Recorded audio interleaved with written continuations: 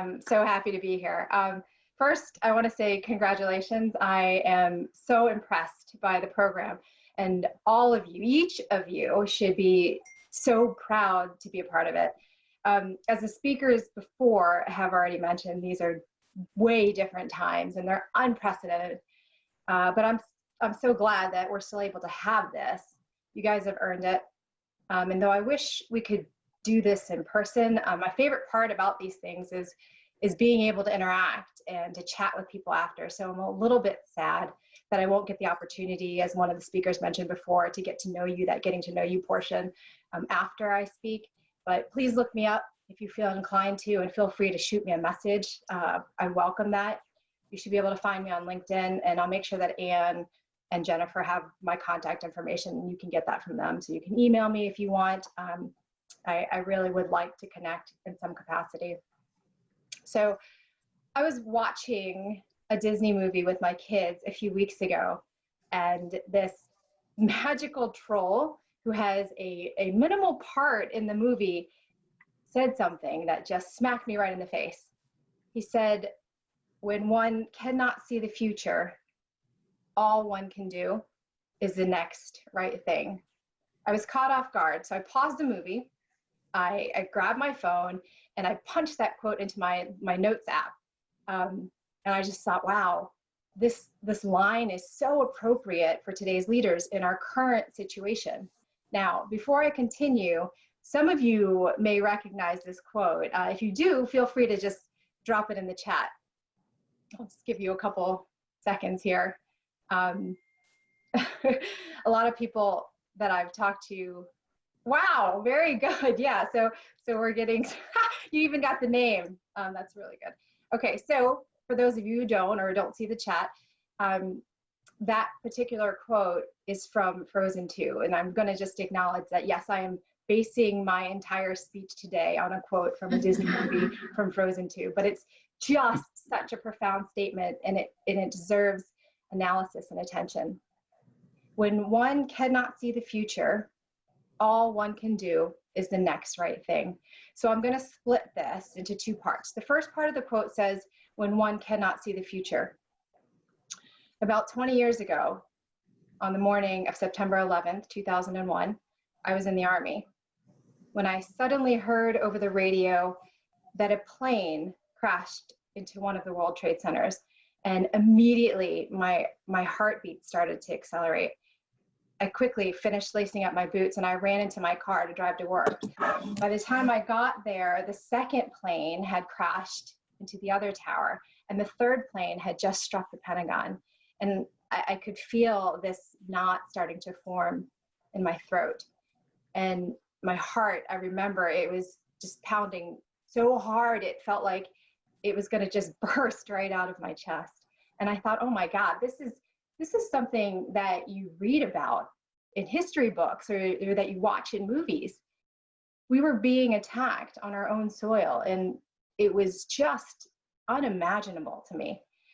And I started to think, wait a minute, I know people in New York. I have relatives and I have friends that live in the city. My grandmother was actually living in New York City at the time. And then I started to worry. Are they being affected? Will they be affected? What's going to happen next? And on the outside, I had this calm demeanor, but on the inside, I was just frantic. Do I run and help, or do I run and hide? Or do I just stay glued to this television set that was continuously reporting this news that I couldn't take my eyes off of? What can I do? Is there anything that I can do? My world was turned upside down in an instant, and everything that I thought was going to happen tomorrow or next month was suddenly in question. Summer vacation, it wasn't even a thought worth planning for anymore. So I have to ask you, does that sound familiar? All of those emotions, that reaction, does that sound familiar? If you were alive and old enough to remember 9/11, then you may have felt the same thing, the same confusion of feelings and the same thoughts that I did. But if you don't remember 9/11, do you remember a few months ago, at the end of January, when the US had its first confirmed case of COVID-19. A few days later, the World Health Organization declared a global health emergency of international concern. And then by mid-March, coronavirus was present in all 50 states. And the schools in Virginia and DC and Maryland were shut down. That's less than 2 months after the first confirmed case of a single person in the US. I mean, it spread so quickly. Then by the end of March, the US had the most confirmed cases of COVID-19 reported in the world, totaling over 85,000, surpassing the numbers in China and Italy. And then Virginia, DC, and Maryland governors issued a shelter-in-place order. Your world, my world, our world turned upside down in an instant. And everything that we thought was going to happen tomorrow or next month suddenly in question. How many of you guys still have summer vacation plans? For the first time in my 13 years of marriage, my husband and I planned, booked, and paid for our summer vacation to Mexico. We haven't canceled it yet. I'm still holding out for hope, but it's just ironic. And now what? 5 months ago, it was business as usual, and today, I don't even know if you're sitting here in pajama pants, and it's okay if you are. No one needs to know that. But did any of you think we would be here today, doing this virtually instead of in person? Here you stand or sit, as the case may be, amidst a world that you could not have predicted, and I'm willing to bet that you didn't see this coming. Remember the first part of the quote? When one cannot see the future. The war, the pandemic, the national emergency, it's on our soil. And you, each of you, will be a leader during this historical time. You know, we spend so much time trying to predict and control our future, searching for a destiny, searching for a purpose. And some people spend their whole life searching for their purpose. But I have instead decided to find purpose in life because I know I can't predict the future. What's the difference? When you're searching for your life's purpose, you always have your eyes are set on the horizon. You're always trying to figure out what tomorrow is going to bring or what the next jump, where the next jump is going to land you.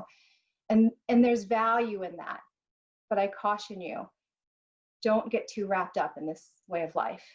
When you decide instead to find purpose in life, you decide to live in the present. And you realize that you have purpose in your very existence. Instead of focusing on what you're going to do, you start to peel back the layers of why you're actually doing what you do today. And it's this process that is the most valuable and fulfilling thing that you can do as a leader, no matter what industry you're in, because you can't see the future. The ability to accept that where you are today is where you are, and to find purpose in that, to find purpose in your present situation is just so incredibly powerful, because you don't always end up where you set out to go. So find purpose in your life today instead of constantly searching for your life's purpose. Understand why you're doing the things you do, and this will have profound effects on what you do and how you do it. So people ask me all the time why I went to West Point. And those that knew me as a young teenager, in love with Earth Day, an advocate for FEMA, and a vocal pacifist attending a small all-girls school in the DMV area, didn't understand why I would decide to go to West Point with a military school with a 5-year commitment in the Army. But my answer to that question was quite simple. And I like how somebody mentioned Coach K earlier. I was recruited to play basketball. And that reason is about as far as you can get from wanting to be in the Army or doing any of the things that I'm doing professionally now. When I decided to attend West Point to play basketball, I knew I would incur a 5-year commitment in the Army. I signed up for that. I signed up to serve in an Army during a time when there were no major conflicts in the US. So I knew nothing of a war reality, of a reality with war. What I didn't sign up for was stepping off of a plane into a war zone just a few short years after graduating. I could never have predicted it. I could never have predicted that I would be staring at a piece of paper in my hands a few weeks after I watched the planes fly into the World Trade Center and the Pentagon, and that piece of paper, which was my military orders, would read, "Get ready. You're going to deploy to an undisclosed location on an undisclosed date for an undetermined amount of time." I didn't see it coming, but there I stood. And the thing that brought me to the military in the first place was my love for basketball. And now I was staring a war in the face, and I had over 150 soldiers who had the same orders and the same knowledge and the same feelings. And they were looking at me saying, "Okay, now what do we do?" So now I'm going to ask you the same question that I asked you earlier. Does all of this sound familiar? When you started this journey, did you have any idea that you would emerge from this standing tall as a leader during the times of a worldwide pandemic? How does that make you feel? Are you excited? Are you scared? Are you nervous? Are you anxious? Are you ready? Are you pumped? Are you willing to do what the world and what the nation, what the community, and what your neighbor needs you to do? So just take a minute, reflect on those feelings, because I bet there are many, and I bet they're all over the place, and they may seem a little incongruous right now, but that's okay because they're real. And truthfully, we need you to take a minute to understand your feelings. We need leaders that are connected with and can make sense of how they feel during times like this, during a time of crisis. We need leaders with emotional intelligence that can make sense of how they feel and how others feel, and how those emotions of fear and excitement are related to one another, and ultimately how that gambit of emotions drives us to a resulting action. We need leaders that can peel back the layers of what they're doing and understand why they're doing it. Leaders that can put their aspirations of finding their life's purpose on pause and instead find purpose in their present situation. So I've had a few coaching sessions with leaders during this time, and I consider, and a concern that I hear over and over is that some people on their teams are saying, "This isn't what I signed up for." The janitorial staff of hospitals, they have no problem doing their jobs cleaning, but they didn't sign up to do this when they're among a highly contagious, potentially fatal virus that in some cases shows no signs. Delivery cars, restaurant workers, individuals that work in food kitchens and shelters, they all find purpose in their day-to-day work of yesterday, but you add this COVID-19 pandemic and it's not quite what they signed up for. And they're not wrong. You are about to emerge as a leader among these teams of people who are confused, who are scared, who, like I just described, had their world turned upside down in what seems like an instant. We are people who cannot see the future. It takes a certain type of leader to lead when everything is running smoothly, or when your biggest worry is how you're going to help your company reach the next benchmark or the next milestone. But what kind of leader does it take when the people staring back at you feel lost and can't see a clear path ahead of them, when they cannot see the future? What kind of leader can wrap their arms around that group of people and appeal to each individual's own needs in order to motivate them to wake up each day amidst a world of fear and uncertainty and still follow you wherever you lead them? Leaders who understand their purpose today can have that motivational effect. This is real stuff, ladies and gentlemen. And this is your reality. When one cannot see the future, all one can do is the next right thing. So let's now look at the second part of that. All one can do is the next right thing. I was chasing a dream, a goal, when multiple realities crossed my path that would set me on a course and land me amidst the beginning of a war. That would put me as a leader of the 1st Army Engineer Unit deployed into Afghanistan. It was an extremely unlikely, unpredicted path, but a path that would play a defining role in my development as a leader and as a person for the rest of my life.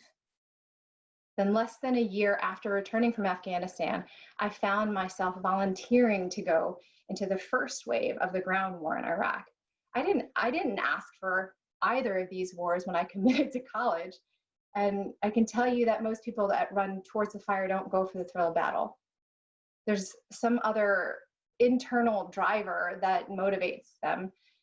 I received several medals and accolades, as Jennifer mentioned, and praise for what I did, but that's not what matters to me. Those shiny medals tell other people the story of how I made a difference. But how do I know? How do I know that I made a difference? How do I know that I did a good job? It's from the comments from the people that I led. It's from the email that I received from a leader who was younger than me at the time that said, I remember when we deployed to Afghanistan, you were a lieutenant that I looked up to the most in the battalion. Your calm and your smarts amazed me. You always knew what to do. But the reality was that I had no idea what I was doing. I was just doing what seemed to me to be the next right thing. It's from the soldier that sent me a text message just last year and said, can we talk? Which led to a 3-hour conversation about her pending retirement and her timidness to enter the next phase of her life. I have no idea why she wanted to call me for advice when I hadn't spoken to her in over 15 years. And then she told me, she said, you always knew what to do. And I thought to myself, but I don't. The irony that people keep telling me that they felt like I always knew what to do, and the reality is that I didn't know what to do. I was just doing the next right thing. Convincing soldiers to follow me, a 24-year-old leader with less than 2 years of experience, on a one-way ticket into the unknown, seemed like an impossible task. It was like moving a mountain. But that's what you need to do today.